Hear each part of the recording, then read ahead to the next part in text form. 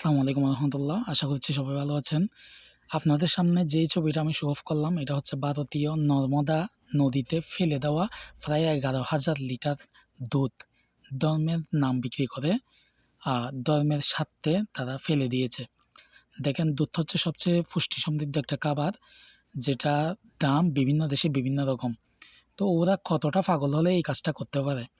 যেখানে পৃথিবীর ক্ষুধার্তের দিক দিয়ে যে দেশগুলো লিস্টেড, সেই দেশগুলোর মধ্যে 102 নম্বরে আছে ভারত।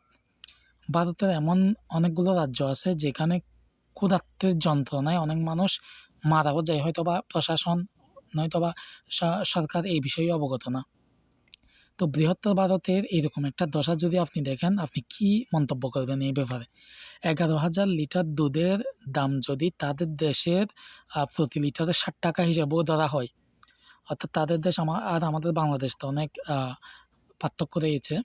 তো 60 টাকা হিসেবেও যদি ওদের রেটে ধরি, তাহলে সেটা 11 দিয়ে গুণ করলে, 11,000 লিটার দিয়ে গুণ করলে তাহলে দাঁড়ায় প্রায় 6 লক্ষ টাকার দুধ।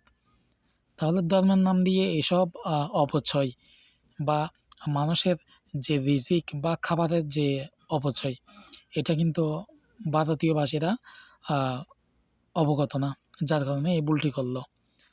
তো এই জন্যে আমরা কেন ভারতের বিরুদ্ধে কথা বলি, বা আমাদের দেশে যে আধিপত্যবাদ করেছিল তারা, সেটার পিছনে মূল কারণ যদি আমরা তুলে ধরতে যাই বা উদ্ঘাটন করতে যাই, এরকম অনেক সমস্যাই আপনাদের সামনে তুলে ধরা সম্ভব হবে।